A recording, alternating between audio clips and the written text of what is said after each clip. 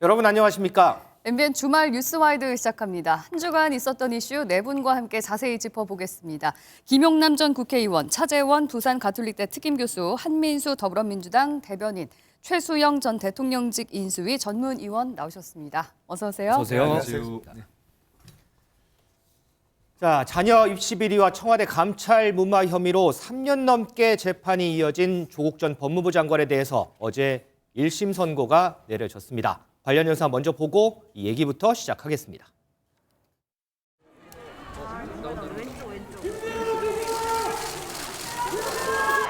저는 사모펀드에 대해서는 기소조차 되지 않았고 저의 배우자 정경심 교수도 사모펀드 관련해서는 거의 모두 무죄를 받았습니다. 오늘 1심 재판 판결에 대해서 겸허히 받아들이고 남은 유죄가 난 부분에 대해서는 보다 성실하고 진솔하게 2심에 항소하여 무죄를 다투겠습니다. 사필 규정이란 말도 아깝습니다. 조국 전 장관은 정의라는 거짓 가면을 쓴 채 기득권의 위선과 탈법의 전형을 보여주었습니다. 이제는 불공정과 특권, 반칙의 대명사가 되었습니다. 그 뻔뻔함과 특권 앞의 무기력함에 우리는 분노할 수밖에 없었습니다. 자, 1심 재판부는 이 조 전 장관에 대해서 징역 2년과 함께 600만 원의 추징금을 선고했습니다. 다만 증거인멸과 도주료는 없다고 보고 법정 구속하지는 않았습니다. 자, 먼저 김용남 의원님, 네. 어제 이제 조 전 장관에 대한 1심 판결 내려졌는데 어떻게 좀 보셨어요?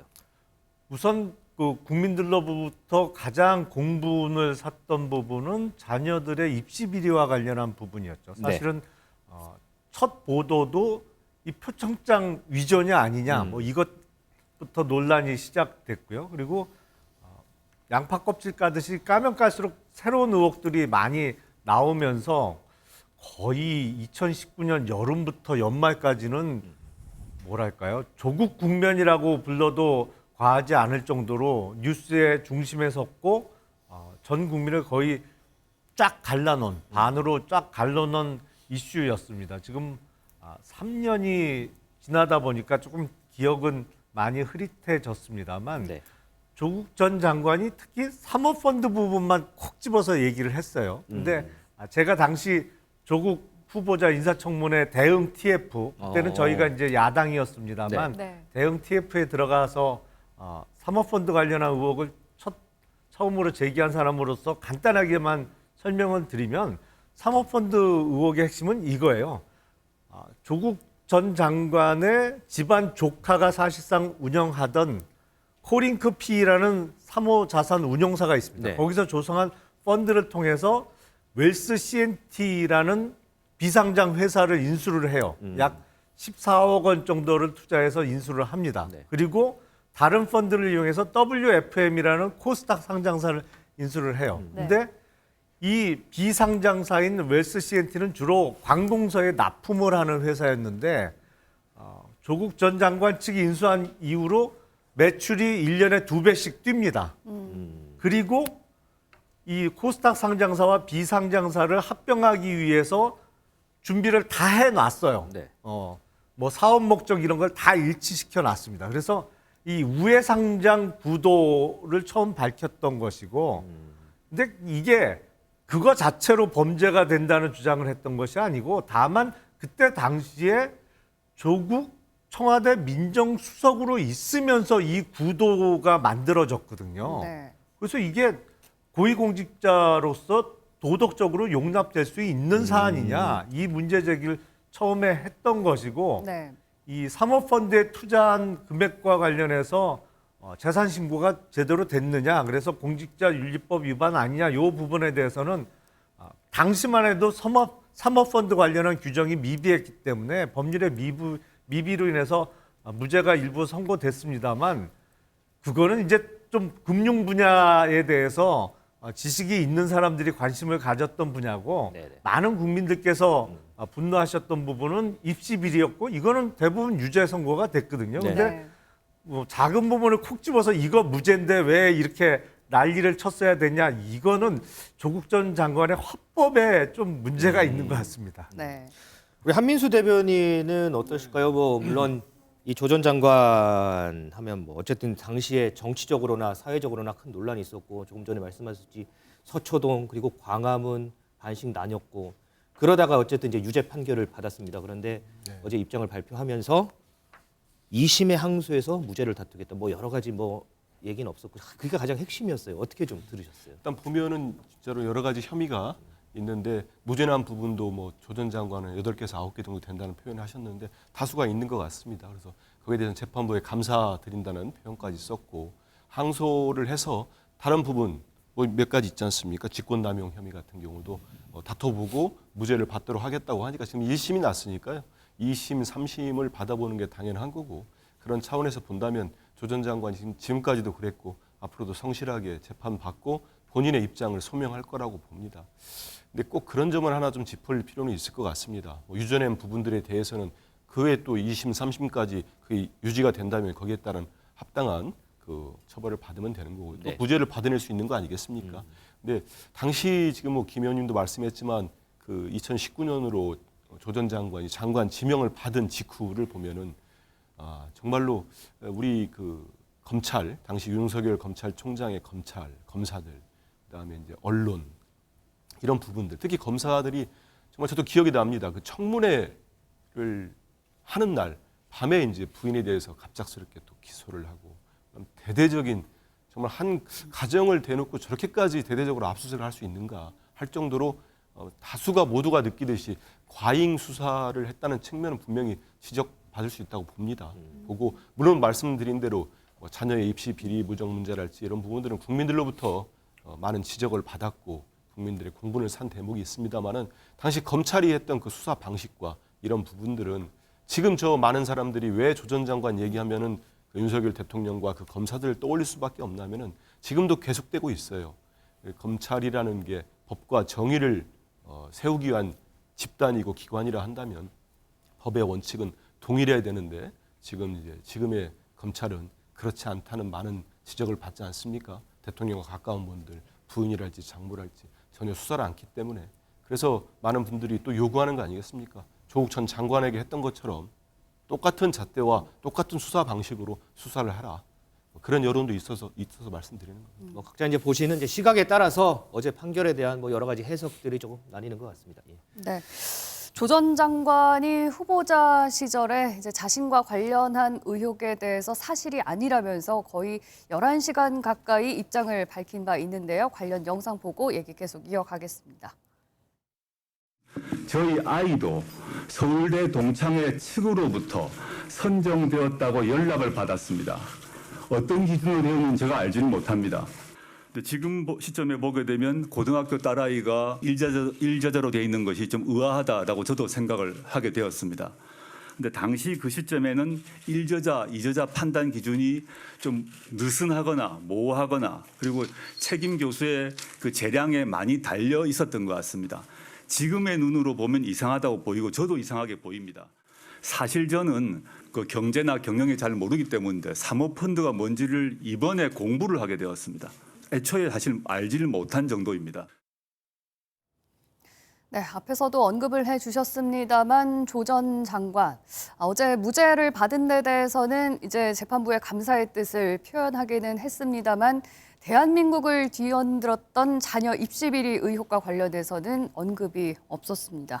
최수영 의원님, 이렇게 극심한 사회 분열을 일으킨 데 대해서 적어도 사과의 한마디는 있었어야 하는 것 아니냐라는 지적도 나오거든요. 네. 이에 대해서 어떻게 보시는지요? 그렇죠. 이제 재판부의 그 판결문을 핵심적으로 요약하면은 아주 책임이 무겁고 죄질이 불량하다입니다. 네. 그러니까 교수로서 고위공직자로서의 그 처신을 망각하고 아주 이렇게 죄질도 불량할 뿐더러 책임조차도 지지 않는 이런 모습들에 대해서 재판부가 질타한 거거든요. 그러니까 우리가 공정과 이 상식이라는 이 슬로건이 나오게 된 이유가 바로 조국 전 장관으로부터 비롯되었다고도 과언이 아닌데 네. 여기에 대해서 선택적 사과만 했습니다. 사과도 하지 않았죠. 그러니까 선택적 인정을 한 거죠. 네. 왜 사모펀드가 죄가 안 되는데 이렇게 무리하게 수사했냐 하면서 나머지 부분은 항소해서 무죄를 다투겠다고 했습니다. 네. 이 법원까지 오는 시간이 3년 1개월이 걸렸습니다. 우리 사회를 이렇게 극심한 분열로 몰아넣은 당사자가 여기에 대한 책임과 사과 한마디 없이 지금 이렇게 무책임한 모습으로 회피하는 것.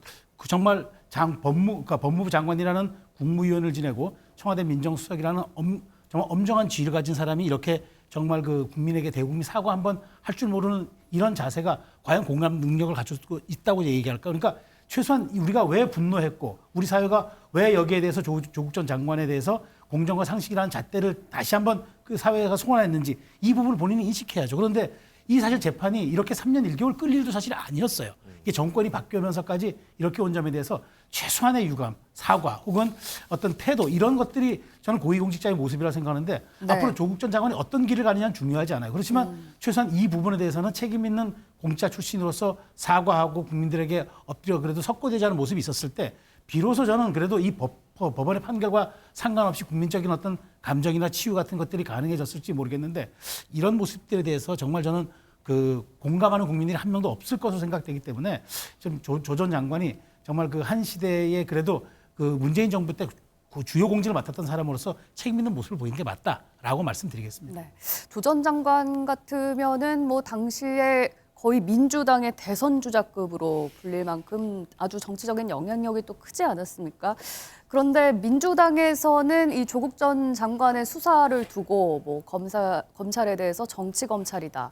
검찰 쿠데타다 이런 식으로 강하게 비판을 해왔었는데 이번에 공식적인 입장은 좀 나오지 않고 있거든요. 아무래도 어제 뭐 1심 재판부가 그러니까 지금 그 판결문에서 밝혔듯이 많은 국민들이 공감했던 대학 입시와 관련해서 그 부분에서는 확실하게 유죄를 인정을 하지 않았습니까? 네. 그런 측면에서 본다고 한다면 사실 대학 입시 문제라는 것은 우리 사회의 일종의 뭐랄까요, 이 신뢰의 기반이거든요. 그런 부분들을 흔들었다. 그런 측면에서 상당히 국민적 공감이, 그러니까 공분이 컸기 때문에 그런 부분들에 대해서는 뭐 민주당 입장에서도 사실 이 이야기를 지금 다시 하기가 끌어온 상태일 수밖에 없는 것이고요. 무엇보다도 또 지금 그 조국 전 장관이 서울대 교수를 하면서 네. 소위 말해서 우리 사회 특권층 중에 한 분이잖아요. 일종의 사회적 세습을 일종의 입시 부정을 통해서 저질렀다는 것이 국민들의 시각이다. 네. 그 시각이 사실은 어떻게 보면 이번 1심 재판부를 통해서 확인된 셈이기 때문에 민주당 입장에서도 그 부분에 대해서 이야기하는 부분이 결코 이 지금 마음이 가벼운 상황은 아니었을 거라는 생각이 들고요. 네. 또 특히 지금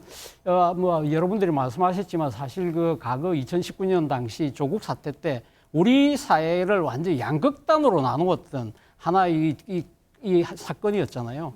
이 사건을 통해서 어떻게 보면 민주당 입장에서는 정권을 빼앗기게 되는 하나의 단초가 됐던 측면이 분명히 있는 것이거든요. 네. 그래서 지난 대선 과정에서 사실 민주당 후보 경선 때부터 이제 민주당이 뛰어넘어야 될 강 중에 하나가 조국의 강이라는 이야기가 나올 정도로 네. 민주당에서 아픈 손가락일 수밖에 없는 상황이기 때문에 사실 뭐 어제 1심 재판부가 이 검찰이 수사했던 내용 한 절반 정도는 유죄로 인정을 했기 때문에 이 부분에 대해서는 민주당이 괜히 이야기하는 것 자체가 긁어부스를 맞는다고 생각을 한 것 같아요.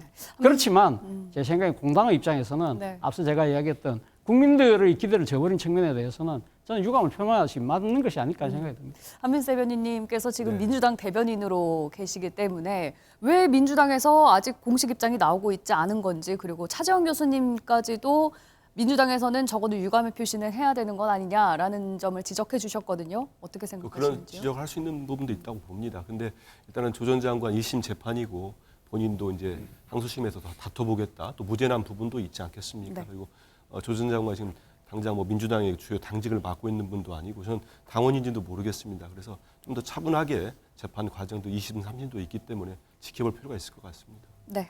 자, 김영남 의원. 어제 이제 재판에서 재판부가 교수라는 지위를 이용해서 자녀 입시 비리를 수년간 반복했다 이런 질타를 하기도 했어요. 이 부분은 물론 부인인 정경심 전 교수의 대법원 판결도 다 나타난 부분이고요. 그럼에도 불구하고 조 전 장관은 어제 이런 얘기를 했단 말이죠. 항소심에서 무죄를 받아보겠다. 이게 항소심에서 판단이 바뀔 가능성이 있을까요? 우선 이제 대부분의 입시 비리와 관련된 혐의가 정경심 교수와 남편인 조국 전 장관의 공모 부분이 있습니다. 근데 정경심 교수에 대해서는 이미 대법원의 확정 판결이 났죠. 그러니까 그거를 뒤집을 방법은 없습니다. 물론 법률적으로는 재심이라는 절차가 있습니다만 그건 뭐 상상하기가 어려운 지금 상황이고 네. 정경심 교수와 관련해서는 유죄 확정이 이미 된 거고 조국 전 장관이 항소심에서 다퉈보겠다고 한 게 뭐 추측을 해보면 나는 그 범행에 가담을 안 했다. 정경심 교수의 단독범이다. 뭐 이 주장을 하겠다는 취지로 보여요. 이 사안 자체를 판을 바꾸겠다가 아니고 나는 가담하지 않았다. 그렇죠. 아니 그러니까 정경심 교수는 이미 확정됐으니까 네. 그걸 뒤집을 방법은 없거든요. 그러니까 자녀 입시 비리와 관련해서 정경심 교수의 단독 범행이다. 남편이 나는 가담하지 않았다는 주장은 할 수 있거든요. 근데 누가 봐도 좀 이상하지 않나요? 그거는 좀 뭐랄까요? 전후 사정을 봐도 조국 전 장관이 가담했다고 볼 수밖에 없는 부분이 꽤 있는 것 같고, 특히 이제 뭐 서울대학교 관련한 어떤 인턴 증명서 발급이라든지 뭐 그 부분을 포함해서 그 주고받은 그 SNS 내용도 일부 나온 게 있잖아요. 뭐 시험을 대신 쳐주거나 뭐 이런 부분과 관련해서 글쎄요, 항소심에서 다퉈보겠다고 얘기는 했습니다만 유죄가 선고된 부분과 관련해서 항소심이 결론을 뒤집을 가능성은 그렇게 높아 보이지는 않습니다. 글쎄요, 좀 책임도 부부가 좀 나눠지는 모습이 좀 아름답지 않나요? 부인한테 다 모는 것보단. 알겠습니다. 어쨌든 뭐 항소심에서 좀 다퉈보겠다고 했으니까요. 앞으로 이어질 뭐 항소심이라든지 대법원 판결 어떻게 좀 변화가 있을지 아니면은 계속해서 이어질지 좀 지켜보도록 하겠습니다.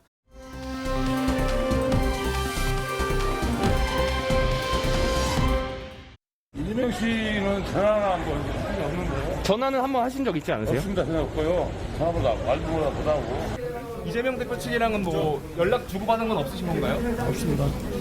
김성태 회장이라는 분은 저는 만난 일이 없어요. 본 일이 없습니다, 실제로. 네. 뭐 봐서 전화 통화도 전화 통화는 누군가가 술 먹다가 바꿔줬다는 얘기가 있는데 네. 그분이 전화한 게 아니고 술 드시다가 저한테 뭐 전화를 바꿔줬다는 얘기인데 저는 그게 기억이 안 납니다. 자, 이 쌍방울그룹의 대북 송금 의혹을 수사하는 검찰이요, 김성태 전 쌍방울그룹 회장을 재판에 넘겼습니다. 이 부분도 좀 짚어보겠습니다.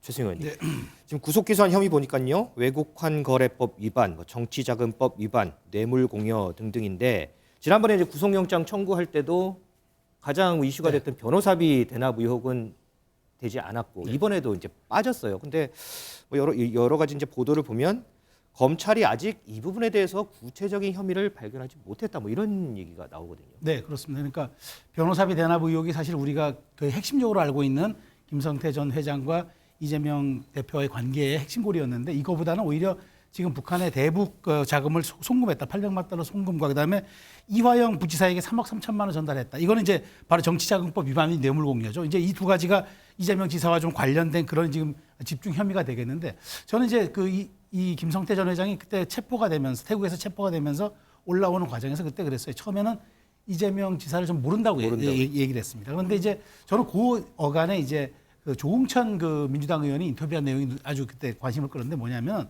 자신은 이재명 대표의 기소보다 그 김성태 전 회장의 귀국이 더 두렵다라는 얘기를 했습니다. 더 관심이 있다. 그러니까 말하자면 이재명 지사 대표 입장에서는 김성태 회장이 어떻게 진술하냐에 따라서 저는 그 굉장히 이 사건이 다시 어디로 튈지도 모른다고 하는 그 촉을 검사 출신의 의원이 가진 거라고 저는 봐요. 그래서 저는 제가 보기에 대북 송금에 대해서는 검찰이 미리 좀 물증을 확보했던 게 아닌가 싶습니다. 그래서 그 일단 그 김성태 전 회장을 신병을 확보하는 상태에서 먼저 여기에 대해서 그 차근차근 증거를 갖다 제시하면서 김성태 전 회장을 압박해서 저는 이제 진술을 받아낸 것이다. 이거는 워낙 사건의 얼개와 구조가 완벽하니까 이걸로 먼저 기소를 한 다음에 변호사비 대납 사건은 충분히 지금 그 여러 가지 정황 증거를 좀 더 확보한 다음에 추후로 가지 않겠느냐라는 이제 그런 검찰이 전략을 쓰는 것 같습니다. 그래서 저는 이제 일단 기소가 되고 재판이 진행되겠지만 이 북한의 대북 송금 사건에 대해서는 저는 어쨌든 이 분야는 김성태 전 회장이 대북 사업권을 따내려고 하는 사업가적인 이해관계와 혹은 또 북한의 어떤 대북 접촉을 통해서 다시 한번 민주당의 어떤 그런 대선 후보로 등장하려는 이재명 후보의 어떤 그런 그 대권 욕망이 맞물린 그런 사건이 아닌가 싶어서 이 부분은 물론 새로 불거진 사건이긴 하지만 원래부터 또 의심이 있었던 사건인 만큼 정확히 저는 재판을 통해서 가려질 필요가 있다고 생각합니다. 그럼 만약에 이 변호사비 대납 의혹에 대해서 검찰이 끝까지 혐의점을 찾지 못한다라고 가정을 해봤을 때 그러면 또 일각에서는 이거 검찰이 무리하게 수사한 거 아니냐 이런 비판이 나올 수도 있는 거죠. 그렇죠. 그러니까 검찰이 그 변호사비 대납 의혹 사건에 대해서는 미리 어떻게 언론을 통해서 흘렸다든가 이런 점들이 있다면 검찰이 그거는 만약 이것을 입증하지 못한다면 그건 무능력한 게 되는 거죠. 다만 이 쌍방울 전 회장과 관련해 가지고는 그 변호사비 대납 사건도 중요하지만 이게 대북 송금 사건에 대해서는 이거는 사실 우리의 국기도 흔들 수 있는 사건이고 이런 사건의 재발을 막기 위해서라도 엄정하게 다뤄져야 한다. 그러니까 이 사건을 입증 못했기 때문에 이 사건을 끌고 들어온 것이라고 비판할 것이 아니라 새롭게 밝혀진 증거와 그런 사실이 있다 그러면 재판을 통해서 그건 명명백히 밝힐 필요는 있다. 다만 검찰이 거기에 대해서 입증하는 건 검찰의 능력이라고 저는 생각합니다. 네. 이 변호사비 대납과 관련해서는 제가 조금 부연 설명을 드려야 될 것 같습니다. 이게 처음 불거진 거는 제 기억에는 2021년 9월쯤으로 기억을 하고 있어요. 그때 민주당에서 대권 후보 당내 경선이 한참 벌어지고 있었습니다. 근데 당시 이낙연 후보와 이재명 후보 측이 이제 치열하게 접전을 벌이던 중에 이 의혹을 처음 제기한 거는 뭐 이낙연 후보를 돕는 사람들로 보이는 쪽에서 녹취록을 꺼내놔요. 근데 녹취록의 내용을 보면 이게 지금 쌍방울 사건과 관련해서 계속 등장하는 이태영 변호사하고 다른 두 사람 간에 나눈 대화를 녹취한 내용인데 네. 그 녹취록을 보면 이게 변호사비 23억 중에 20억을 주식과 관련한 거로 받지 않았냐 이런 질문에 대해서 이태영 변호사가 애매모호한 답변을 합니다. 아니라는 답변은 안 해요. 그러면 그 녹취록을 보면 충분히 그럴 수도 있다라는 생각이 들 수밖에 없었고 또 조금 더 조사를 해보니까 이태영 변호사가 쌍방울 관련한 계열사의 사회이사로 있었거든요. 그러니까 쌍방울과 밀접한 관련을 맺고 있다라고 볼 수밖에 없었습니다. 그러니까 당시로는 당연히 그런 그때 시민단체 측에서 고발을 했습니다만 네. 이런 고발을 접수한 상태에서는 수사를 안 할 방법은 없어요. 수사를 해야 됩니다. 당연히. 이건 무리한 수사라고 비판받을 일은 전혀 아니라고 생각을 하고요. 다만 수사를 하는 과정에서 다른 범죄 혐의가 계속 드러나면 그 부분에 대해서도 수사를 해야 되는 거고 지금은 대북 송금이 보다 증거가 빨리 확보된 것이죠. 네, 지금 얘기 나눠본 것처럼 쌍방울과 관련한 큰 줄기는 하나가 변호사비 대납 의혹 그리고 이제 대북 송금 문제일 텐데 검찰이 지금 주목하고 있는 부분은 이제 대북 송금 사건이죠. 여기에서 핵심은 과연 대북 송금과 관련해서 경기도와 연관이 있었는지 또 이를 이재명 대표가 알았을지 여부를 밝히는 일일 텐데 지금 김성태 전 회장의 진술들이 계속 조금씩 바뀌고 있습니다. 한민수 대변인님, 최근에 나온 진술을 보면요. 애초에는 북한에 대북 비즈니스를 위해서 개인 돈을 줬다라고 했던 김성태 전 회장이 경기도 대북 사업을 위해서 대납을 했다. 이렇게 또 새롭게 진술을 했거든요. 결국에는 이재명 대표와 연관성이 있는 것처럼 그런 취지의 진술을 하고 있는데 이건 어떻게 들으셨습니까? 이게 그러니까 말씀 나왔는데 그 녹취록에 등장하는 사람이 검찰에 자술서를 냅니다. 네. 그 변호사비 대납 그 최모 씨가 2번이나 냅니다. 이거 우리가 사기쳤다. 돈 뜯어내려고 부산에 있는 강장 공장 사장으로부터 이렇게까지 우리가 수임료를 받는 유명한 변호사를 소개해 줄 테니까 한 10억에서 20억 받아내고 1억 정도를 우리가 가로채자. 그 자술서를 냅니다. 네. 근데도 검찰은 지금 검찰이 왜 그걸 모르겠습니까? 그런데도 계속 이게 마치 뭐가 있는 것처럼 수사를 하다 보니까 이태영 변호사와 같이 건물을 쓰는 윤석열 대통령과 아주 가까운 이모 변호사의 계좌에서 20억이 나왔어요. 그러니까 이게 그거 아니냐 또 보도까지 나왔어요. 그게 뭐 그겁니까? 에스크로 자금이었죠. M&A 자금. 결국은 쌍방울 그룹 이재명 대표를 이렇게 타깃으로 하고 있던 수사의 핵심은 변호사비 대납 의혹이 맞습니다. 맞은데 이건 너무 허황되잖아요. 제가 일전에 말씀드렸다시피. 그래서 김성태 회장 구속 기소할 때 저는 이 혐의 분명히 빠질 거라고 제가 법조인도 아니고 점쟁이도 천공도 아닙니다만은 분명히 예언을 했어요. 딱 빠졌어요. 왜냐? 아무것도 없기 때문에 실체가. 그러다 보니까 김성태 회장이 들어오자마자 대북 송금 의혹으로 지금 뭐 800만 달러 하는데요. 네. 제가 아주 중요한 얘기 하나 말씀드리겠습니다. 네네. 이게 뭐 보도까지 됐기 때문에 작년 10월에 유력 그 매체에서 국정원 문건을 단독으로 입수했다면서 보도를 합니다. 그 남측 인사와 이미 다 알려진 뭐 영화에 나온다, 공작에 나왔다는 리오남이라는 사람 있지 않습니까? 북측 민경영연의 핵심이라는 그 대화를 나눈 문건을 국정원이 문서로 만들어 놓은 거를 이 매체가 입수를 해요. 거기 보면은 히토류 등 광물 사업권을 대가로 레이 50만 장을 주겠다고 합니다. 근데 그 액수가 한 1,000만 불이 된대요. 지금 1,000만 불이면은 거의 김성태 전 회장이 800만 북한에 불이니까 돈을 보냈다는 맞죠. 금액과 예. 조금 그 비슷한 액수가 금액. 맞습니다. 그래서 그 보도가 나오면서 다른 보수 종편들도 비슷한 보도를 계속합니다. 근데 통일부가 그때 그 레이 50만 장을 불허를 해요. 그 2019년 초입니다. 네. 근데 2019년 초 그 일이 있은 뒤로 1월, 4월, 11월인가요? 12월에 총 800만 불이 넘어갑니다. 네. 그러면 이거를 아니 왜 스마트팜 경기도 사업 스마트팜은 이미 남북 교류 협력 계획 그리고 경기도 예산으로 경기도 1년 예산이 30조 원입니다. 경기도 예산으로 이미 8억 정도인가요? 배정이 돼 있었답니다.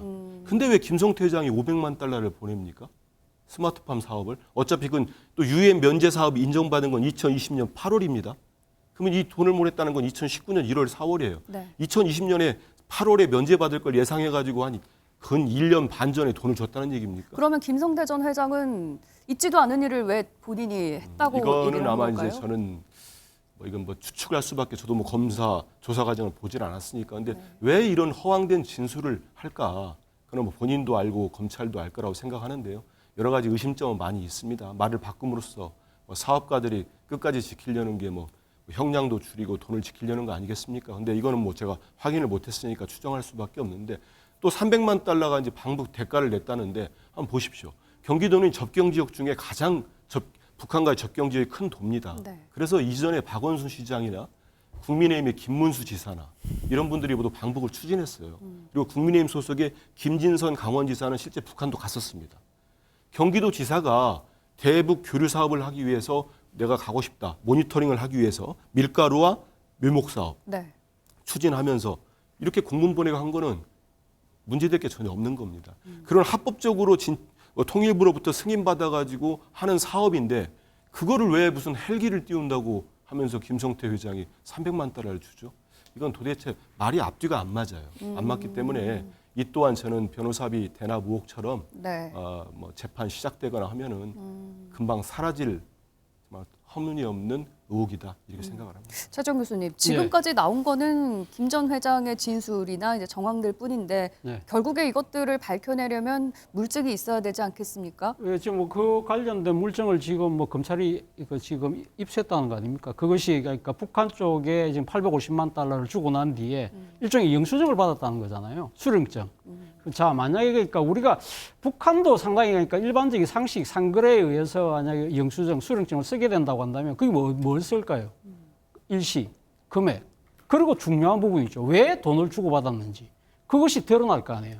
그럼 그게 예를 들면 뭐 경기도 스마트팜 사업을 위해서 500만 달러를 영수했다든지 아니면 앞서 또 민주당에서 주장하는 것처럼 히토류 때문에 했다든지 네. 뭐 그런 부분들이 아마 제 생각에 있을 가능성이 높기 때문에 네. 이 지금 수령증을 아마 나름대로 공개를 하면 사실은 막 수령증을 주고받을 때만 하더라도 이러한 사항이 벌어질 거라고 어느 쪽도 예상을 못했기 때문에 네. 사실은 그 명목이 도대체 뭐가 돼 있는지만 보면 저는 어느 정도 진실은 가리지 않을까. 그걸 보지 않은 상태에서 김성태 전 회장의 진술만 갖고 이 검찰의 주장이 옳다고 이렇게 이야기하기는 좀 빠르다. 네. 사실 좀 그런 측면이 있는 것이거든요. 그러니까 850만 달러를 만약에 이재명 지금 당대표, 그러니까 당시 경기도지사를 위해서 넘겨줬다고 한다면 일반적으로 봤을 때가 뭐 지금 김성태 씨하고 이재명 당대표하고 중간에 뭐 여러 사람들이 이렇게 전화를 바꿔줬다는 이야기는 있지만 네네. 직접적으로 만나진 적은 한 번도 없잖아요. 네. 그런 상황에서 아무리 내한테 큰 이권 있다고 하더라도 그 쓸듯 돈을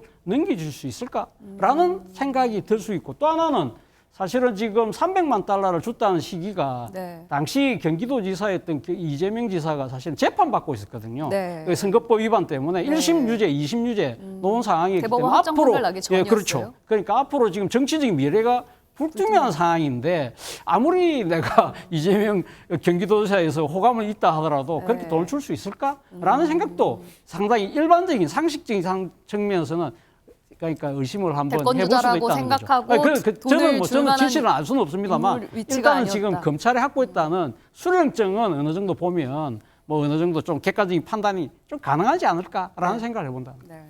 김영남님, 지금 보면 김성태 전 회장 진술도 이제 점점 이제 바뀌는 것 같아요. 뭐 처음에는 뭐 잘 모른다고 했다가 통화 뭐 한 2번 했다고 했다가 또 4번 했다고 했다가 여러 좀 바뀌는데 저 MBN 보도를 보면 왜 이렇게 바뀌었을까? 일전에 이재명 대표가 유튜브인가요? 거기 나와서 뭐 내 입밖에 사입은 적이 없다라는 이제 그 말에 좀 기분이 나쁜 것 같다라는 MBN 보도도 있어요. 근데 그거를 보면 일전에 좀 비슷한 내용도 있어요. 유동규 전 본부장이 폭로전에 뛰어든 거는 이재명 대표가 김문기 전 처장을 모른다고 했기 때문에 이것 때문에 내가 지금 폭로를 하게 된다라고 뭐 이런 공통분모는 좀 있는 것 같아요. 김성태 전 회장 입장에서는 이제 지금 받고 있는 혐의가 사실이라면 이재명 당시 경기도지사의 방북을 위해서 뭐 300만 불 아니면 800만 불까지 썼는데 이재명 대표가 처음엔 그랬잖아요. 쌍방울과의 인연은 내이 사입은 것밖에 없다. 그랬단 말이죠. 기분이 나쁠 수 있겠죠. 근데 정작 이재명 대표도 중간에 말이 바뀌었습니다. 그렇죠? 중간에 전화 통화를 한 거는 인정을 하는 듯한 발언이 나왔어요. 물론 김성태 전 회장과 이재명 대표의 두 사람 명의의 핸드폰을 이용한 통화는 아니었던 것으로 암시가 이미 되어 있죠. 지금 나오고 있는 것도 이화영 당시 부지사나 이태영 변호사의 전화를 통해서 이렇게 통화한 것처럼 밝혀지고 있죠. 근데 이 지금 논란이 되고 있는 대북 송금 사건과 비슷한 사건을 우리가 벌써 옛날에 본 적이 있어요. 그러니까 김대중 정부 시절에 있었던 소위 대북 송금 사건. 당시는 현대상선의 비자금을 조성해서 그거로 북한에 약 당시 4,500억 원 정도를 보냈다. 그게 이제 노무현 정부 시절에 특검에 의해서 밝혀진 사실이죠. 그 수사를 받다가 당시 현대그룹의 정몽원 회장이 사망하는 일도 벌어졌습니다만 이게 북한과의 어떤 만남, 뭐 방북 이게 그냥은 안 이루어진다는 걸 우리가 그전에 다른 사건을 통해서 본 적이 있잖아요. 그래서 이 사건과 관련해서도 최종적으로 300만 불이 북한에 건너진 이후에 이재명 당시 경기도지사가 친필로 방북을 원하는 그걸 썼잖아요. 그래서 보냈잖아요. 자기가 북한에 방문하고 싶다는 내용의 친서를 보내지 않았습니까? 그러니까 이 돈 보낸 거하고 이재명 당시 경기도지사가 방북을 원하는 친서 보낸 거하고 아무 상관없이 이루어졌다? 그렇게 보기엔 시간적으로 너무 밀접해 있어요, 이게. 자, 지금 좀 김성태 전 회장의 진술 그리고 검찰 조사에 대해서 이화영 전 경기도 평화부지사는 뭐 옥중 메시지를 통해서 완전히 허구다 이렇게 많이 반박을 하고 있는데 이 수사 부분도 어떻게 좀 흘러갈지 좀 지켜.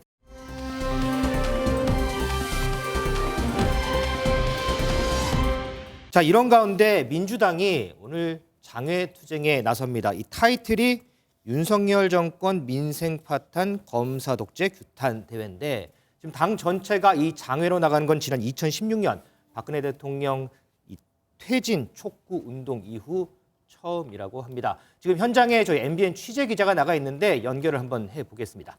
자, 김태림 기자, 현장 상황이 지금 어떤가요? 네, 지금 저는 숭례문 인근에 나와 있습니다. 뒤에 보이시는 것처럼 파란색의 깃발과 풍선, 목도리들을 착용한 더불어민주당 의원들과 당직자, 지지자 등 많은 사람들로 빼곡한 모습입니다. 조금 전 민주당의 윤석열 정권 민생 파탄 검사 독재 규탄 대회가 시작했습니다. 국민보고대회 형식이지만 사실상 장외투쟁입니다. 민주당의 장외투쟁은 지난 2016년 박근혜 전 대통령 퇴진 촉구 집회 이후 6년 만입니다. 오늘 집회에는 당 지도부는 물론 민주당의 의원들과 지역에서 온 당원들도 참석했습니다. 본행사에서는 민주당 최고위원들의 릴레이 발언 뒤에 박홍근 원내대표, 우상호 국정조사 특별위원회 위원장의 발언도 이어집니다. 윤석열 정권이 일방적인 독주를 하고 검찰이 조작 수사를 한다며 규탄하고 이상민 행정안전부 장관 등 이태원 참사 책임자 파면과 김건희 여사 특검을 촉구할 예정입니다. 행사 막바지에는 이재명 대표의 발언이 예정돼 있습니다. 검찰 수사에 대한 입장과 민생을 살려야 한다는 메시지를 전할 것으로 보입니다. 앞서 이재명 대표는 시청 광장에서 열린 이태원 참사 100일 시민추모 대회에 참석했는데요. 참사의 온전한 치유는 진상규명과 책임자 처벌에서 시작된다며 진실을 위해 끝까지 싸우겠다고 전했습니다. 지금까지 더불어민주당 장외집회 현장에서 MBN 뉴스 김태리입니다. 한민수 대변인. 네. 오늘 방송 아니었으면 또 저 현장에 지금 가 계셔야 되는 상황. 네, 저도 장애 투쟁하기 전에 요거 하나만 좀 여쭤볼게요. 네. 지금 한 진보 성향 커뮤니티 게시판에 이제 올라온 글인데 아마 알고 계실 거예요. 민주당 의원들 검찰 방문 및 발언 SNS 전수조사라는 글이 올라와 있어서 뭐 이재명 대표가 검찰 출석했을 때 동행을 했는지 아니면 검찰 비판을 했는지 그걸 OX로 나누고 또 뭐 아무것도 하지 않은 의원 뭐 그래서 이제 문자 폭탄하고 요거 지금 당에서 어떻게 좀 거기서 이재명 대표가 뭐 사과를 하긴 했습니다만.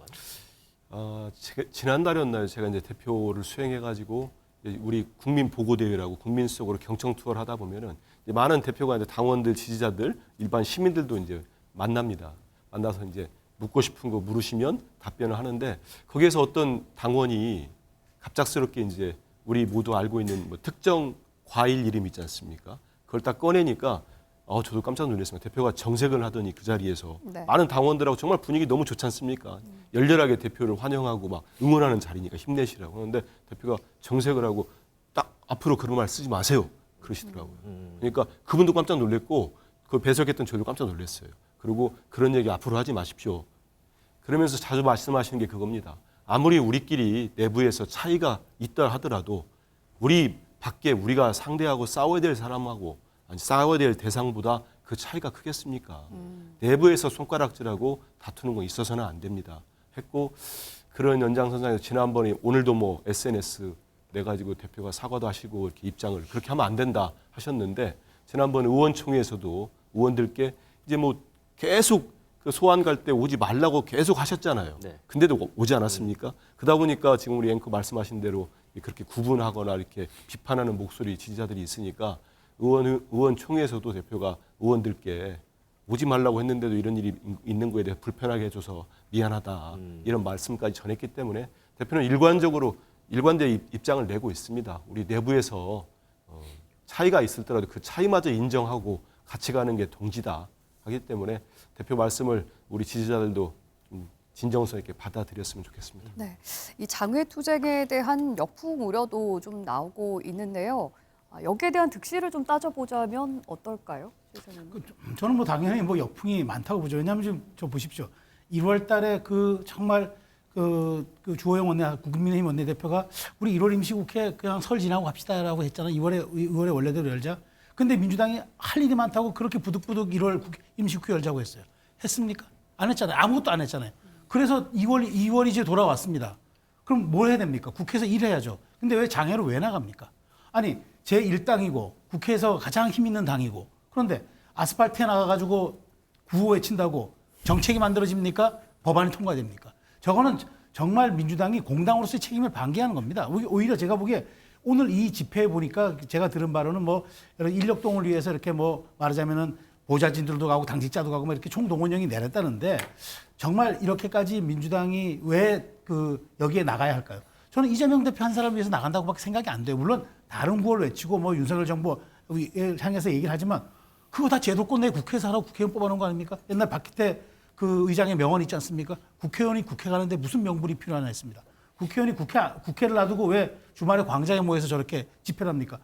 광장에 모이라고 국회의원 선출을 시켜준 거 아니지 않습니까? 그래서 이런 점에서 보면 민주당의 앞뒷말이 다르기 때문에 비난을 받고 있는 겁니다. 그러니까 이런 거보다는 국회 안에서 상임위가 있든 뭐든 많이 할 수 있는 도구들이 있는데 굳이 장외에 나가서 세일을 과시하겠다는 거는 제가 보기에 저렇게 함으로써 단일 대우를 결속하고 다른 목소리를 용납하지 않는 저는 일체정당의 모습을 가겠다는 것밖에 비치지 않아서 저게 역풍이 불지 않으면 어떤 게 역풍 불겠습니까? 득보다 실이 많을 것이다라는 말씀이신 것 같은데 일각에선 이런 얘기도 있습니다. 민주당이 겨우 조국의 강을 건넜는데 조국 시즌2 아니냐 이런 지적 나오고 있거든요. 차재원 교수님은 어떻게 생각하세요? 민주당 입장에서는 상당히 장애 투쟁 자체가 좀 불가피한 측면이 분명히 있어 보입니다. 사실은 앞서 우리가 이야기했습니다만 이재명 당대표를 둘러싼 여러 가지 검찰의 수사가 너무 편파적이다. 그리고 또 같이 경쟁했던 상대측 후보가 갖고 있는 의혹들에 대해서는 지금 검찰이 전혀 수사를 하고 있지 않다. 이런 수사의 형평성 그리고 또 지금 이태원 참사와 관련된 여러 가지 책임져야 될 인사들에 대한 인사가 지금 지연되고 있다. 이런 부분, 이런 부당성들을 국민들에게 직접적으로 호소할 생각, 필요 그런 부분들이 있죠. 그럼에도 불구하고 저는 시기적으로는 정말 잘못됐다는 생각이에요. 지금 당장 2월 임시국회가 열리고 있잖아요. 2월 임시국회에 지금 산적한 민생현안이 얼마나 많습니까? 네. 거기에 오롯이 그러니까 집중을 해도 사실 민주당이 지금 힘이 지금 모자랄 상황인데, 그리고 또 앞서 말씀하셨습니다만 과거에 지금 그 야당이 투쟁할 때는요, 야당이 그때는 일종의 의석수가 아주 적었잖아요. 그렇기 때문에 상당히 그러니까 힘이 사실상 없었거든요. 근데 지금 입법권, 말 그대로 입법권을 지금 장악하고 있는 상황이잖아요. 네. 그럼 지금 사실은 어떻게 보면 권력의 절반을 갖고 있는 상황인데, 그러한 부분도 있는 것이고, 그리고 또 하나는 제가 생각할 때 그래요. 그러니까 전례도 보면 사실 그러니까 지금 과거 전례를 보면 결코 이게 정당에게 좋은 것으로 흘러가지 않는다. 가장 비근한 애가 국민의힘이 그 당시 조국 사태 때 그 이후에 총선 직전, 2020년 총선 직전까지 강화문시 1차례 한교안 대표, 나경원 원내대표가 주도하는 장애 집회 여러 번 했잖아요. 그런데 2020년 21대 총선 결과가 어떻게 나왔습니까? 그런 부분들을 본다고 한다면 당심을 결집하는 것도 좋지만 민심이 지금 지향하는 바를 저는 좀 볼 필요가 있지 않나 생각이 듭니다. 차재원 교수님께서 오늘 한민수 대변인 편을 많이 안 들어주시는 것 같은데. 그래서 제가 좀 얘기를 해야 될 것 지금 같습니다. 민주당에서 사실 장애로 나오는 거에 대해서 당내에서도 굉장히 의견이 좀 엇갈렸던 걸로 알려지고 있거든요. 굳이 나온 지금 이유 이제 뭐예요? 예전 그 국민의힘이 했던 장애 투쟁하고 똑같이 보면은 안 될 것 같다는 생각은 듭니다. 이제 비판들을 하시는 비판 중에도 수용할 부분이 있으면 해야 되겠죠. 근데 네. 왜냐하면 1월 국회도 분명히 열었습니다. 그리고 이태원 참사 국정조사도 국민의힘 의원들, 특위위원들이 다 보이콧했다가 이제 유족들의 항의, 국민들의 지적을 받고 겨우 들어왔었어요. 그리고 1월 때도 1월 달에도 상임위 많이 열었습니다. 근데 국민의힘 소속의 상임위원장들이 있는 곳은 거의 열리지 않았어요. 이런 부분들이 있습니다. 저도 계속 열려고 했는데 안 열렸고, 2월 국회요? 월요일부터 대정부 질문 바로 합니다. 대정부 질문하고 교섭단체 대표연설 있고 각 상임위 법안심사 다 합니다. 네. 마치 민주당이 지금 국회를 보이콧, 옛날에 국민의힘이 하듯이 보이콧하고 나간 걸로 비판하시는데 전혀 그렇지 않아요. 월요일부터 금요일까지 국회에서 열심히 당무와 국정에 일했어요. 우리 모두. 하고 토요일 날 지금 나간 겁니다. 국민의힘도 그렇게 하셔도 돼요. 지금 한번 보십시오. 지난달 무역 적자가 127억이 나왔어요. 근데 이게 11개월 연속 적자인데 이건 IMF 때 이후 25년 만에 처음이랍니다. 그중에 상당 부분의 비율이 대중국 적자랍니다. 지금 우리나라 심각합니다. 정말 이번에 우리 국민보고대회의 주 핵심 주제가 민생 파탄이거든요. 경제 위기, 그다음 안보 참사, 국방 위기거든요. 이거 국민들께 말씀드려야죠. 저는 야당의 본연의 역할도 있습니다. 우리 국민들께 직접 말씀드리고 그 국민들이 보시고 야 민주당 왜 여기까지 나왔어? 비판하시면 저희들이 달게 받겠습니다. 네. 하지만 지금 얼마나 어렵습니까? 이런 경제 위기 속에 도대체 대통령이나 지금 이 정부의 집권 여당들은 뭐 합니까? 그 전당대회 말고 아무것도 신경 안 쓰잖아요. 전당대회 친윤 대표 만드는 거 외에는.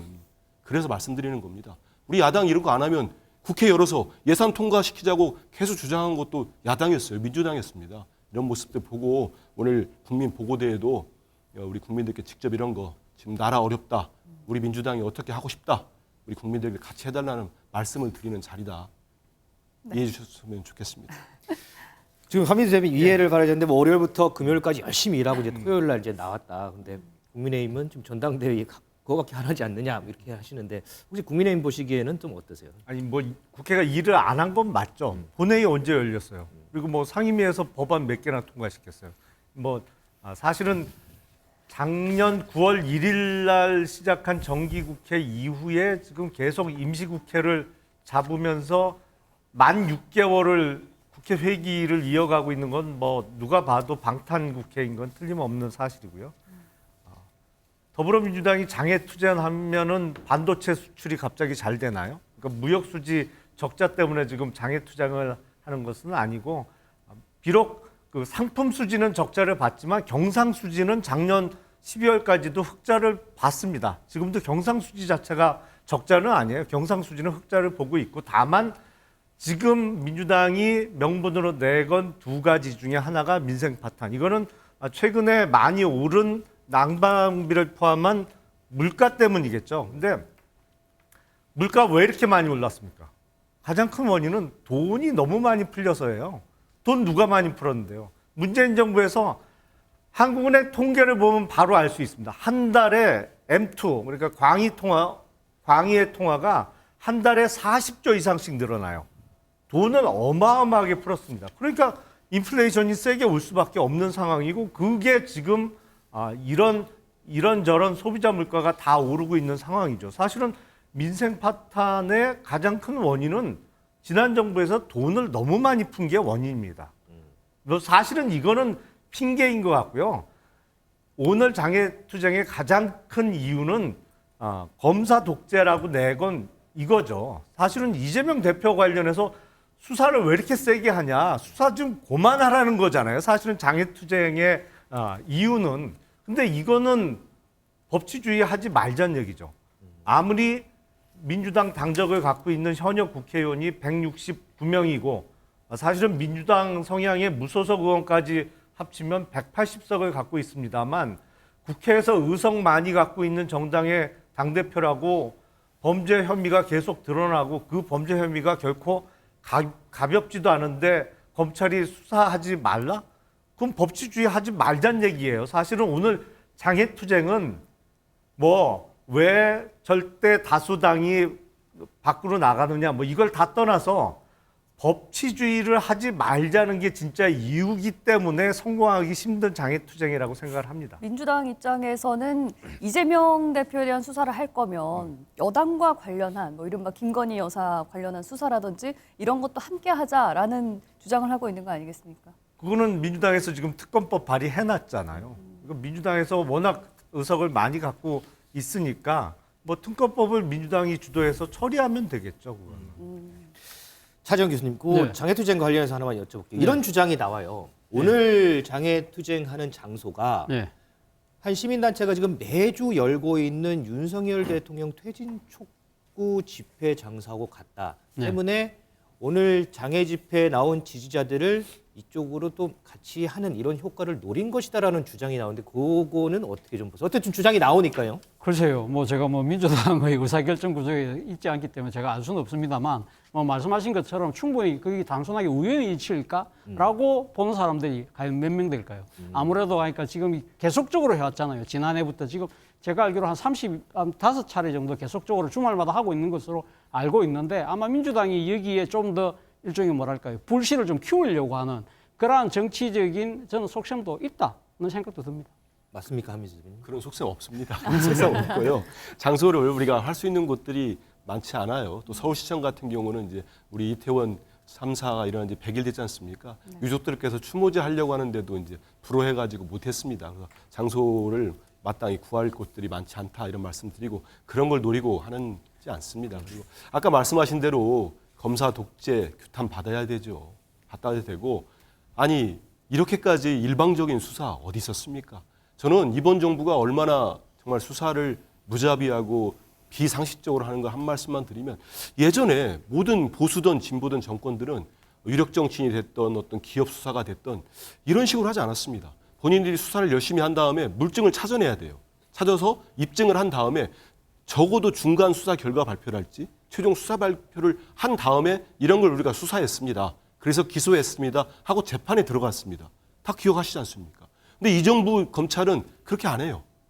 마치 누구 하나 체포를 한다 하면은 다음 날부터 정말로 많은 수백 건의 보도들이 나옵니다.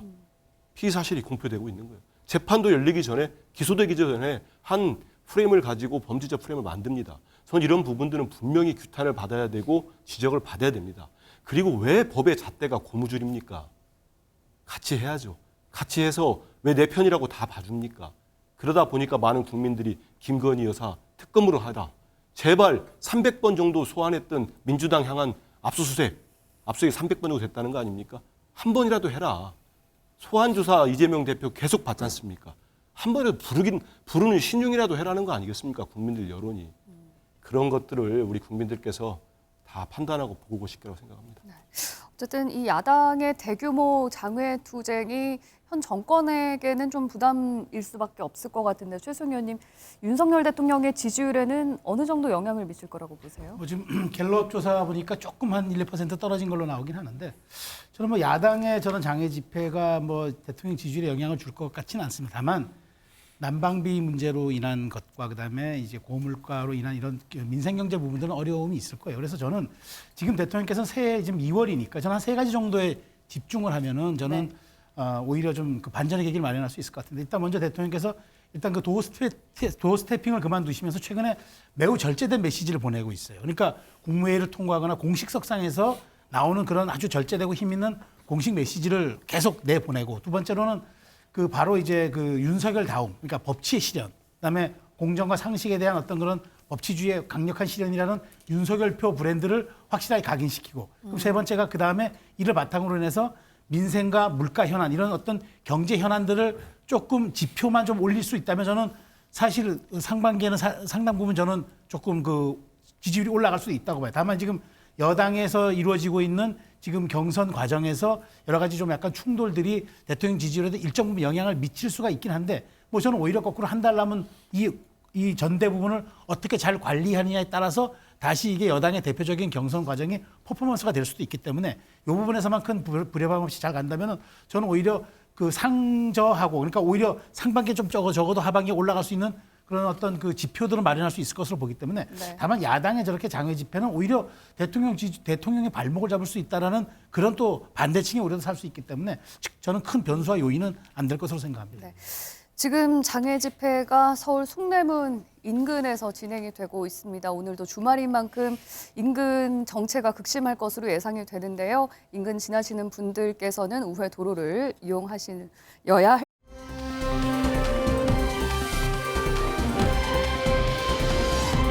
자, 이어서 국민의힘 이야기도 해보도록 하겠습니다. 국민의힘 전당대회가 약 한 달여 앞으로 다가왔는데요.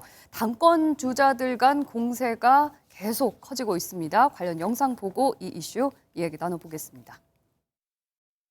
당원들께서는 최근 당 내에서 벌어지고 있는 집단적인 이전 투구에 대해서 정말 해도 너무한다는 말씀을 하고 계십니다. 윤심팔이 경쟁이 아니라 윤석열 대통령께 힘이 되는 윤심 보태기 경쟁을 해야 합니다.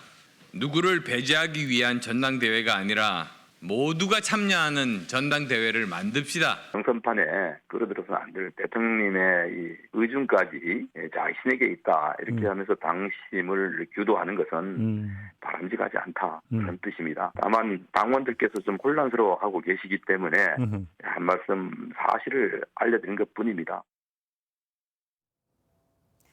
네, 나경원 전 의원이 사퇴한 이후에 친윤계 의원들의 비판 대상이 이제는 안철수 의원에게로 향하고 있는 것 같습니다. 급기야 한 일부 언론 보도에서는 윤심은 안철수 의원이 아니다라는 얘기까지 나오기도 했는데 김용남 의원님, 네. 여전히 윤심 논란으로 흘러가고 있는 국민의힘 전당대회 분위기 어떻게 보고 계십니까? 그래서 최근에 뭐 나온 말이 있죠. 과윤불급이라고. 이 윤심 얘기를 지나치게 하면 오히려 손해 본다는 얘기인데 네. 그런 지금 상황이 된 것 같습니다. 왜냐하면 당원분들도 그렇고 국민들께서도 이 윤심 논란이 너무 장기간 계속되다 보니까 뭐랄까요, 이게 좀 이제 듣기 싫어할 수 있거든요. 충분히 네. 그럴 수 있는 상황이고 전당대회는 당 대표를 뽑는 것이고 당 대표가 되고자 하는 사람은 자기가 당 대표가 되면 어떤 비전을 갖고 어떻게 당을 이끌고 개혁할 것인지 이것을 이야기해야 됩니다. 근데 계속 뭐 윤심이 누구냐, 윤심이 누구에게 있느냐 없느냐 이 이야기가 반복되다 보니까 좀 식상해지는 측면이 분명히 있습니다. 네. 앞서 대통령 지지율 잠깐 언급이 됐습니다만 제가 보기엔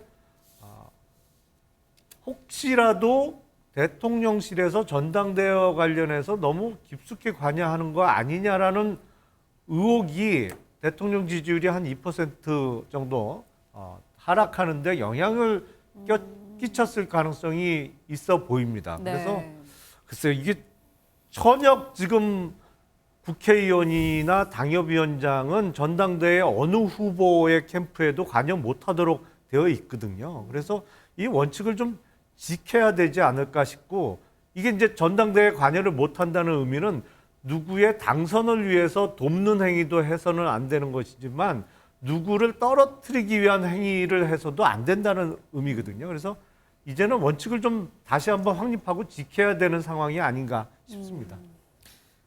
차재원 교수님. 예. 지금 벌어진 상황 보면 이 친윤계 의원들이 안철수 의원에 대한 공격이 상당히 좀 거세지잖아요. 그렇죠. 뭐 소위 이른바 얘기한 뭐 가짜 윤심파리부터 해서 최근에 뭐 종북좌파 얘기까지 나오고 네. 오죽하면 이준석 대표가 이런 얘기를 했더라고요. 나는 안철수 의원 싫어하지만 종북좌파는 아니다. 뭐 이런 얘기까지 네. 나오던데 어떻게 보세요? 결국 아마 지금 그 이 윤핵관이나 지금 대통령실에서 그러니까 안철수 지금 의원이 당 대표가 되는 부분에 대해서 상당히 껄끄럽게 생각할 수밖에 없는 그 이유 때문에 그렇겠죠. 그 이유는 제가 생각했을 때는 결국 미래 권력이다는 생각이 드는 거죠. 그러니까 지금 사실 뭐 안철수 의원 같은 경우는 여러 차례 지금 대권에 도전을 해왔지 않습니까? 그렇기 때문에 본인이 사실은 지난 대선 때 윤석열 대통령과의 그러니까 후보와의 그런 단일화를 통해서 일종의 보수 정치권으로 넘어와서 보수 정치권을 발판으로 해서 차기를 도모한다는 것은 누가 봐도 뭐 100% 다 아는 이야기인데 문제는 그런 꿈은 갖고 있지만 그 꿈이 사실은 당대표가 됐을 경우에는 실현될 가능성이 크다. 그거 볼 수밖에 없는 것이죠. 자, 그런 상황이 된다고 했을 때는 미래 권력과 현재 권력이 오버랩될 경우에는 결국은 미래 권력은 자기 정치를 할 수밖에 없다. 그렇다고 한다면 윤 대통령의 입장에서는 상당히 국정을 운영하는데 상당히 부담이 될 수밖에 없는 대목일 수 있는 것이고 또 하나는 윤 대통령이 다른 집권자들보다 제가 생각했을 때는 차기 구도에 대한 결정권을 내가 확실하게 끝까지 갖고 가겠다는 생각이 강하신 것 같아요. 그렇기 때문에 만약에 안철수 의원이 당대표가 됐을 경우 당대표를 통해서 차기를 확실하게 굳혀버릴 경우에는 대통령이 상당히 역할이 상당히 제한적일 수밖에 없는 거 아니겠습니까? 그렇기 때문에 그런 여러 가지 부분들이 대통령의 요즘을 읽어내는 그런 윤핵관들에 의해서 집중적인 공세가 지금 벌어지고 있는 것이 아닐까? 이러한 부분들을 과연 국민들은 어떻게 볼까? 저는 궁금합니다.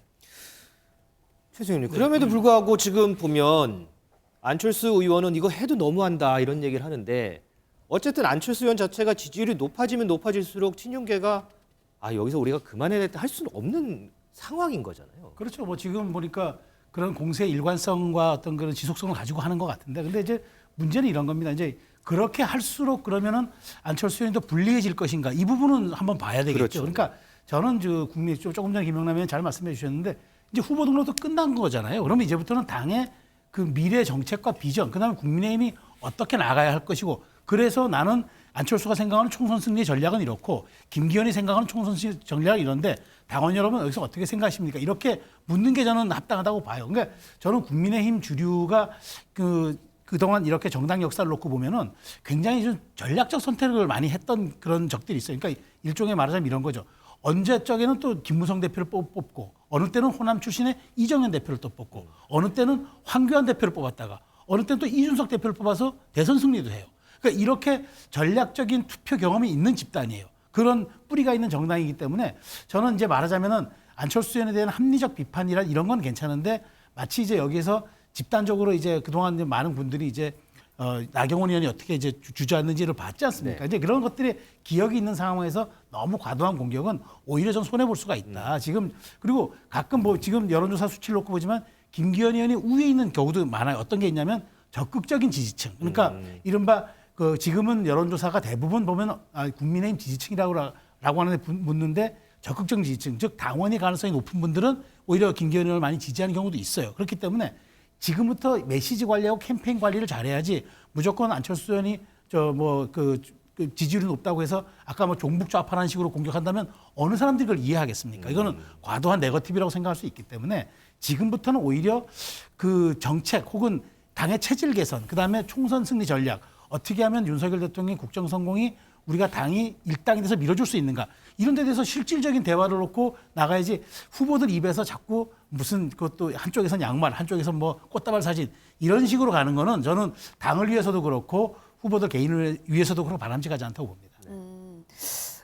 그렇다면 친윤계 의원들의 이런 공세가 안철수 의원에게 과연 도움이 될지 아닐지 때리면 때릴수록 몸집이 커질까요? 아니면은 나 전 의원처럼 중도에 물러서는 경우가 생길 수도 있을지 전망하자면 어떨까요? 안철수 의원이 아무리 철수를 자주 하셨더라도 이번엔 철수 못할 겁니다. 끝까지 버틸 것이다. 저는 앞서 이제 두 분이 좋은 말씀하고 정책과 비전으로 가야 된다는 거 저 동의합니다. 근데 이미 제가 볼 때는 우리 국민의힘 미안한 얘기입니다만 싹수는 노랗게 다 드러난 것 같아요. 이미 그런 전당대회 비전 전당대회는 쉽지 않고요. 지금 검찰이 수사하다가 전 정부나 야당 수사하다가 당황해 있을 것 같아요. 저는. 물증을 뭐 2, 3년째에도 못 찾으니까. 그런데 지금 친윤들도 이른바 윤핵관 그분들 친윤들도 되게 당할 것 같습니다. 차라리 이런 상황이 됐다면 나경원 전 의원이 낫지요. 왜냐하면 자기들이 나중에라도 이렇게 뭐라고 할까 같이 대화를 한다든지 뭐 서로가 이렇게 협업이랄까요? 관리를 한다든지 나경원 전 의원이 낫지. 우리 차 교수님도 얘기했지만 안철수 후보는 분명한 대권 주자입니다. 그 대권 주자를 이렇게까지 만들어서 정말 연판장 돌리고 주저앉히고 해임시키고 이번 또 해촉도 시켰던데 김용호 본부장은 네. 그렇게 어마어마한 막 물량, 막 압력 쏟아 부어가지고 나경원을 주저앉혔어요. 근데 이게 뭡니까? 나경원 의원 지지율이 다 가버렸습니다. 그쪽 안철수 의원한테. 이러다가 안철수 의원이 저는 될 가능성이 있다고 봅니다. 그건 바로 많은 언론도 그렇고 참 집권 2년 차에 레임덕 얘기 나올 수밖에 없어요. 도대체 이건 바라지 않았던 걸 겁니다. 대통령실이나 지금 친윤들이나. 근데 본인들이 자초한 측면이 큰 겁니다. 지금 우리 다 얘기하고 어느 누구 하나 긍정적으로 지금 친윤들의 행동에 대해서 말을 못하지 않습니까? 저는 이런 집권당은 검찰도 마찬가지로 처음 봤습니다. 한 집권 초기에 이렇게까지 대통령의 의중에 맞는 후보를 당대표를 만들기 위해서 이렇게까지 무리수를 두면은 이거 후폭풍이 제가 일전에 말씀드렸듯이 클 거라고 말씀드렸지 않습니까? 다시 오늘 아침에 어느 기사를 보니까 아주 흥미로운 기사가 하나 있더라고요. 네. 친윤들이 아주 그냥 집단으로 가서 공격을 한다. 그러면은 그 후보나 그 잠재적 주자에 대한 이상한 소문들이 돌기 시작한다. 세 번째는 가면 대통령실이 어떤 입장을 정리한다. 이런 아주 심층적으로 보도한 기사가 있는데 또 이 또한 안철수 의원도 해당되는 거 아니냐 이런 기사입니다.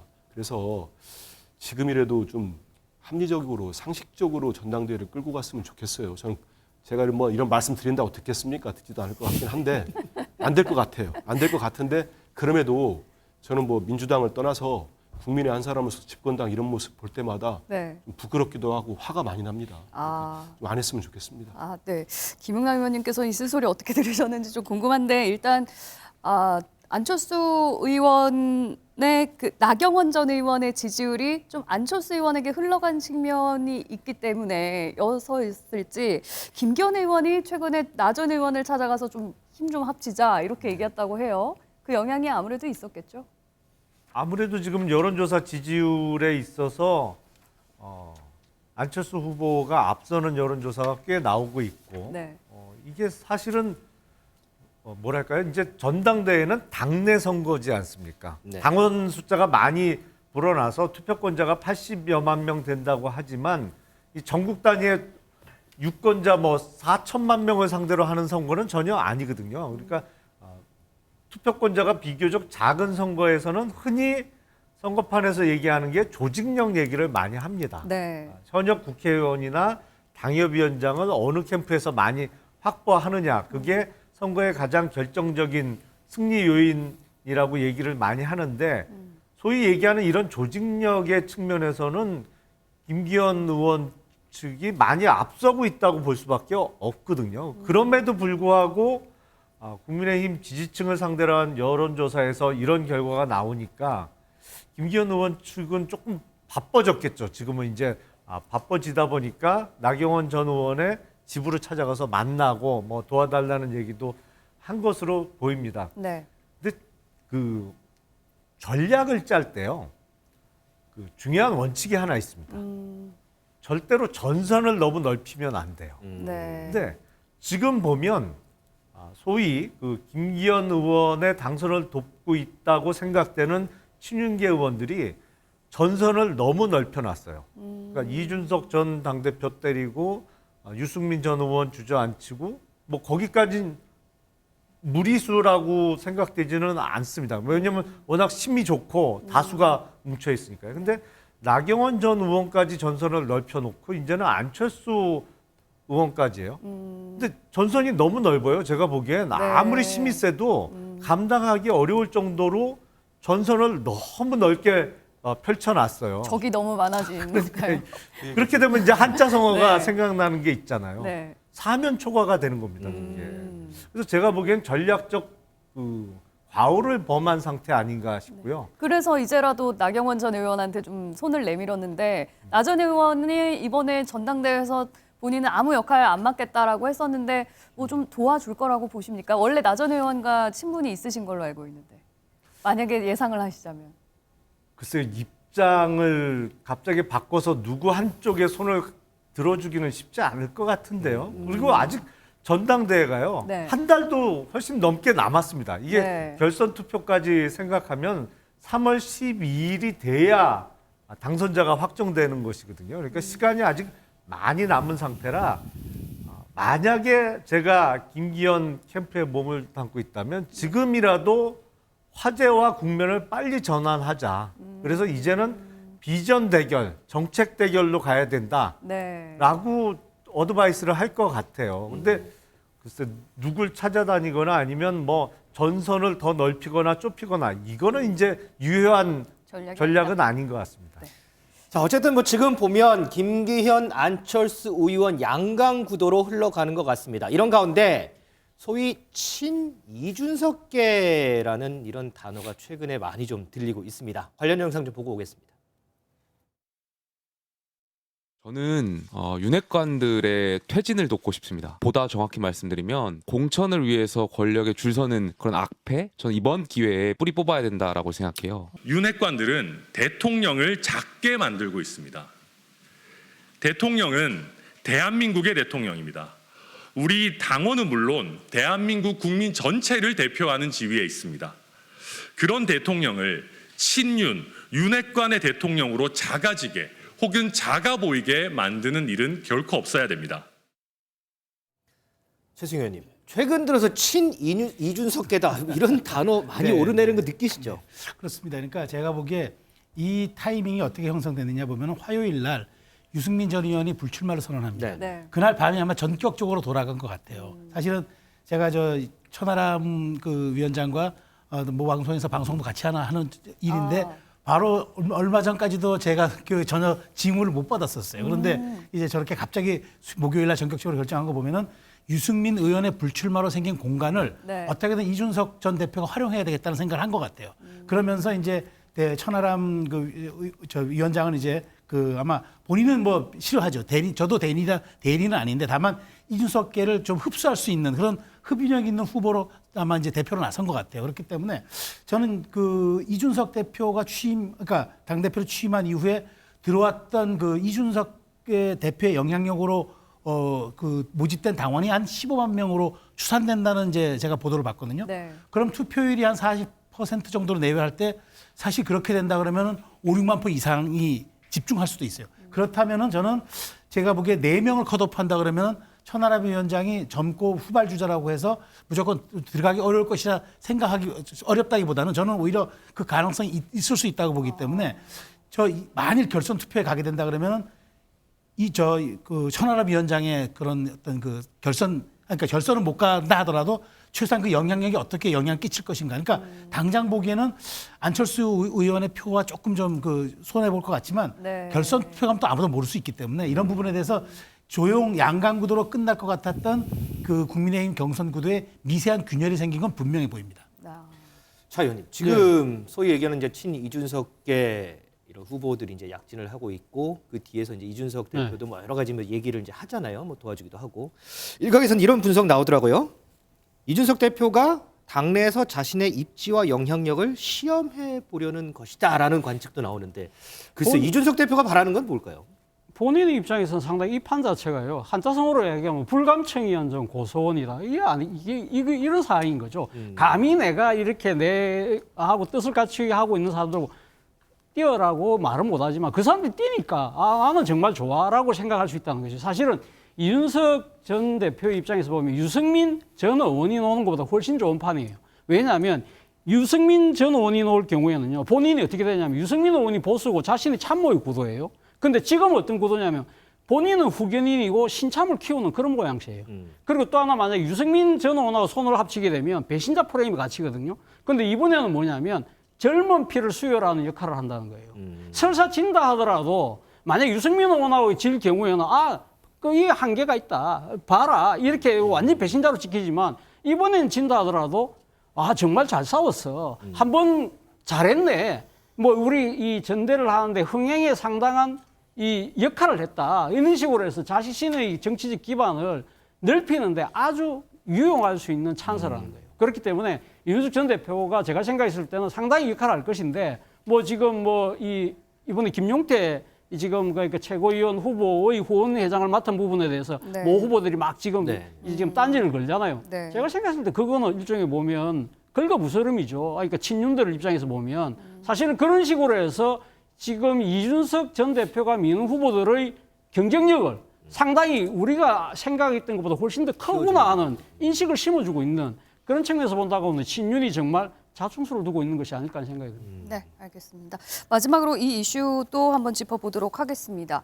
역술인 천공 얘기가 또 나오고 있는데요. 한남동 대통령 관저에 관여를 했다라는 의혹이 또다시 제기됐습니다. 준비된 영상 보고 이 얘기 나눠보도록 하겠습니다. 천공이라고 하는 분이 육군참모총장 관저에 와서 둘러봤다는 얘기입니까? 네. 한남동에 있는 총장 공간을 둘러봤다. 1시간으로 어느 정도 둘러본 것으로 일단은 이야기를 들었습니다. 한남동 외교공간으로 바뀐 것에 영향을 준 게 아닌가 이런 추정을 해볼 수도 있겠네요. 그러니까 4월이 되면서 분위기가 갑자기 바뀌는 게 이게 이제 천공이 다녀간 직후입니다.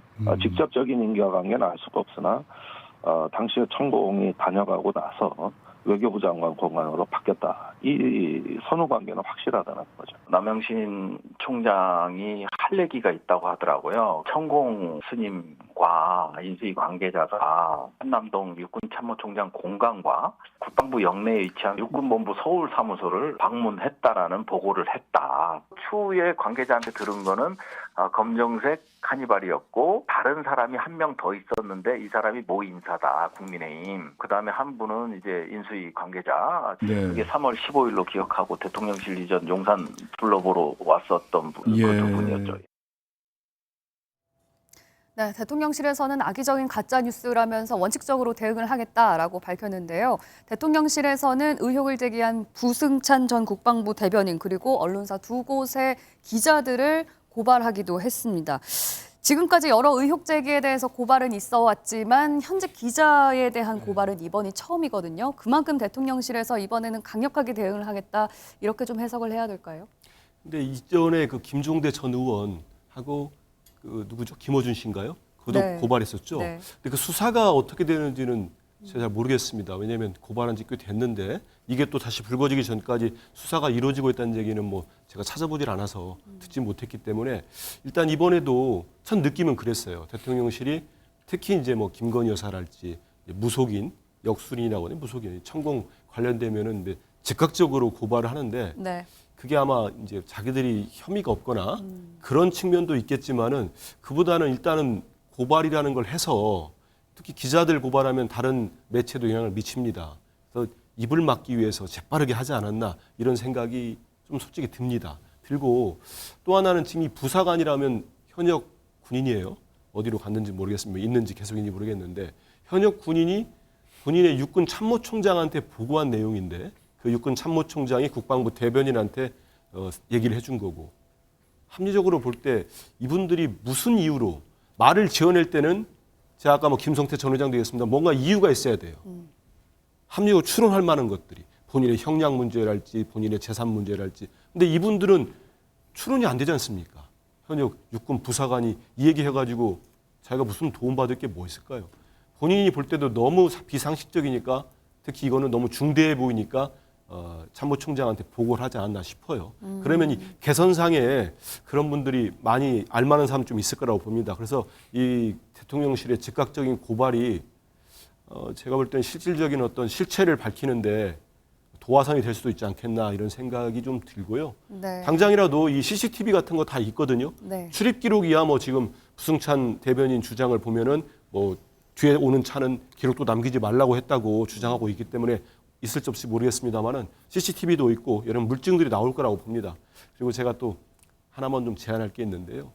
대통령실이 고발 이렇게 많이 하시는데 저는 천공도 고발했으면 좋겠어요. 왜냐하면 천공 이분이 예전에 대통령 되기 전에 검찰총장 때인가요? 후보 때 인터뷰한 거 보면은 자기가 검찰총장 그만둘 시기를 마치 협의한 것처럼 한 내용이 있었어요. 기억나실 겁니다. 그리고 최근에 어디 방송 보니까 여전히 윤석열 대통령과 김건희 여사를 이렇게 친분을 과시하는 것 같아요. 그러면 고발해야죠. 고발해서 그런 짓 못하게 해야 됩니다. 네. 또 민주당에서는 뭐 CCTV나 출입 명부를 공개하면 될 일 아니냐, 떳떳하게 밝히면 되는 것 아니냐라는 입장이거든요. 아니 사실은 의혹을 제기하는 쪽이 증거를 내는 게 순리죠. 그러니까 지금 이번에 책을 냈다는 부승찬 전 대변인의 주장을 들어봐도 네.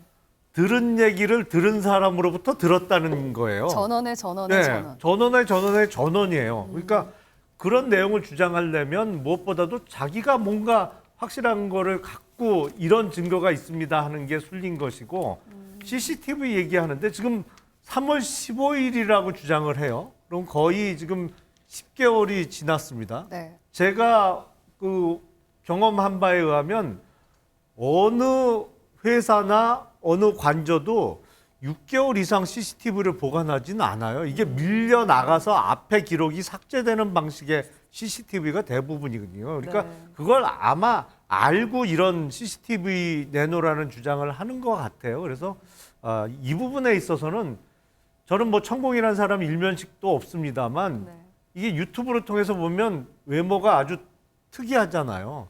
이 100m 밖에서도 당장 알아볼 수 있는 사람을 데리고 이렇게 둘러봤을까? 뭐 상식적인 그런 의문이 듭니다. 자, 지금 이 부분에 대해서 야당은 이 국회 청문회를 추진하겠다 이런 얘기를 하고요. 여당은 망상적 집착이다 또 이렇게 비판을 하면서 여야 공방도 좀 격해지는 것 같습니다. 앞으로 이 부분과 관련해서 정치권에서 어떤 공방이 또 오고 하는지 이 부분도 좀 지켜보도록 하겠습니다. 주말 뉴스와이드 여기서 마무리하겠습니다. 시청해주신 여러분 고맙습니다.